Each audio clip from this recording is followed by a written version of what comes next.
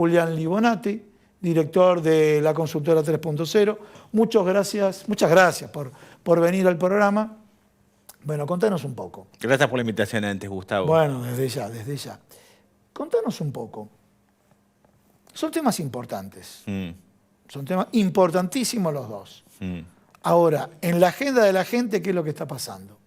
Me parece que hay un cúmulo de situaciones que están impactando de cara a la opinión pública. Por un lado, las motivaciones o por lo menos las preocupaciones económicas son los que dominan las representaciones, las perspectivas y las opiniones de la opinión pública. Nosotros cuando hacemos una encuesta o un grupo focal, lo primero que sale en el vocabulario, en la palabra, en el lenguaje de los entrevistados y los encuestados es materia económica. Y no solo materia económica a nivel general, a nivel país, sino vivida y experimentada en carne propia, en primera persona. Así que ese es el primer elemento que tenemos que tener en cuenta cuando pensamos en la opinión pública. Y lo conecto o lo vinculo con esto que estabas hablando vos de Sergio Massa y su aparición en la escena pública, que es en cierto momento o en cierto lugar una capacidad o un elemento positivo del gobierno nacional que supo retomar estas preocupaciones y ponerlas en la agenda pública. ¿Qué significa esto? Que el gobierno nacional, a partir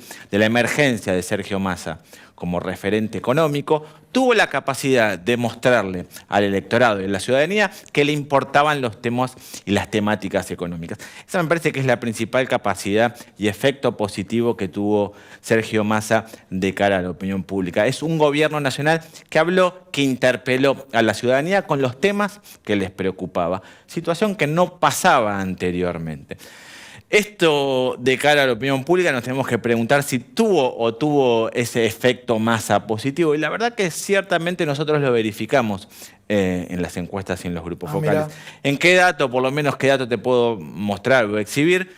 Antes de la asunción de Sergio Massa, cerca de 26% de los argentinos aprobaba la gestión del gobierno nacional. Y a partir de la asunción de Sergio Massa nosotros verificamos un aumento en ese porcentaje de la aprobación de la gestión del gobierno nacional, próxima a 32-33%. Así que también tuvo un efecto en la opinión pública la asunción de Sergio Massa, y no solamente el efecto que es ya bien conocido de las liquidaciones o el volumen de liquidación de exportaciones y de acumulación de dólares. Así que de cara a la opinión pública tenemos que decir que el gobierno nacional, a partir de la asunción de Sergio Massa, sí pudo interpelar a la ciudadanía con los temas que le preocupaban. Bien, ya que hablamos de Sergio Massa, sé que no formó parte de los grupos focales, de los focus group y demás, pero la pregunta, ¿lo va a orientar ahora? O sea, ¿qué es lo que va a hacer Sergio Massa dentro de, contexto internacional? Vino el famoso dólar soja, bueno, tiene todas esas disputas. Lamentablemente todos los periodistas, no los periodistas económicos, los periodistas políticos miraban el dólar. Era parte de un indicador de las políticas, de la situación política. Era un indicador político. Suponiendo, hablo entre comillas, que Sergio Massa, él se puso primera meta el tipo de cambio que no supere 300, ahora está en 270, está viendo las políticas de evaluación, ahora tiene que abordar trabajo, salarios, desempleo, pobreza, indigencia, obviamente el corte transversal, inflación.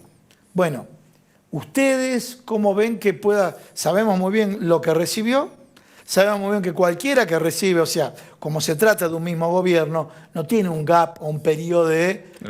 no tiene los 100 días. No tiene los famosos 100 días. Sergio Massa, mejor dicho, arrancaba con menos 100 días porque decían barbaridad de Sergio Massa. Arrancaba con menos 100 días. Ahora, él habla de esos temas. ¿La construcción de la agenda a futuro va a pasar por ahí? Yo creo que es importante, y es importante en el sentido de que Sergio Massa interpela a la opinión pública del electorado a partir de estos temas: salario, producción, contención del dólar, control de los planes sociales, ajuste o por lo menos ordenamiento de las cuentas públicas, que son todas temáticas que le interesan a la opinión pública. Y nosotros lo vemos en un efecto claro, y principalmente en la percepción del electorado del Frente de Todos hacia el gobierno del Frente de Todos y hacia Sergio Massa en particular.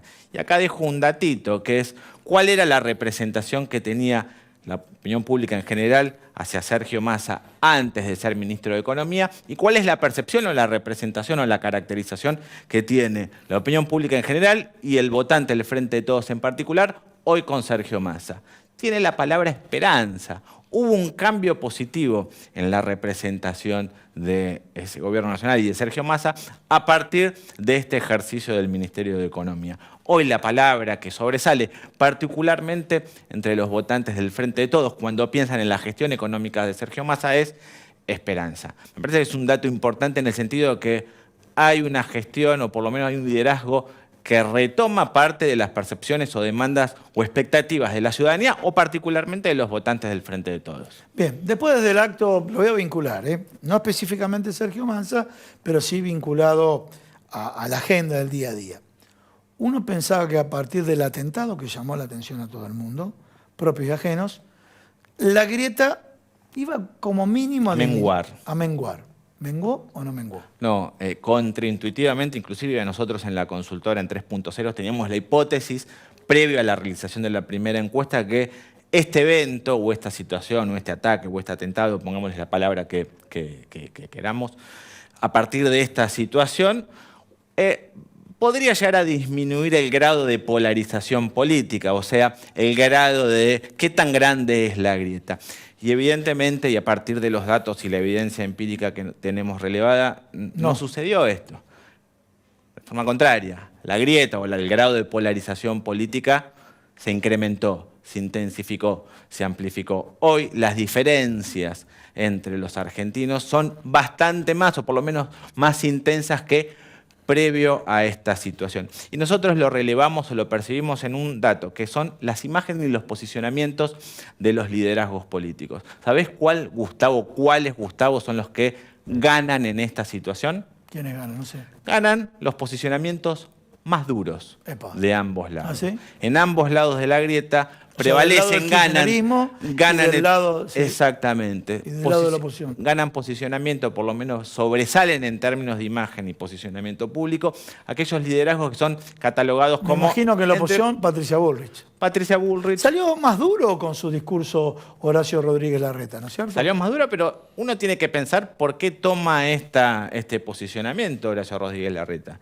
Porque su electorada, su demanda política está solicitando esto. Y en paralelo ve o percibe cuando hace una lectura de encuestas que los liderazgos como Javier Milei o Patricia Bullrich en el marco de esta situación prevalecen o ganan en cuanto a su volumen de adhesión pública y política.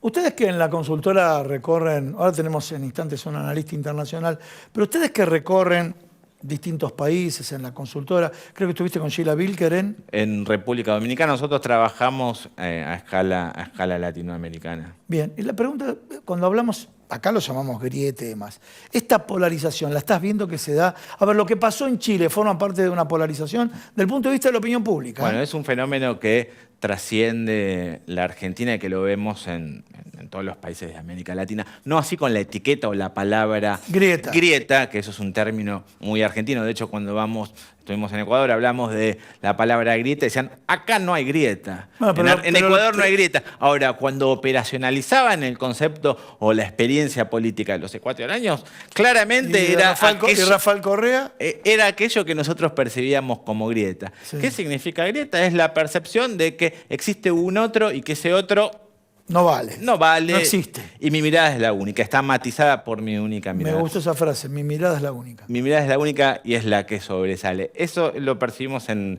una serie de países de América Latina. Cuando ocurrió lo mismo en Bolivia con el intento de golpe bueno, sí, en ese momento era presidente. Iba a decir al expresidente, que en ese momento era presidente Evo Morales, ¿no?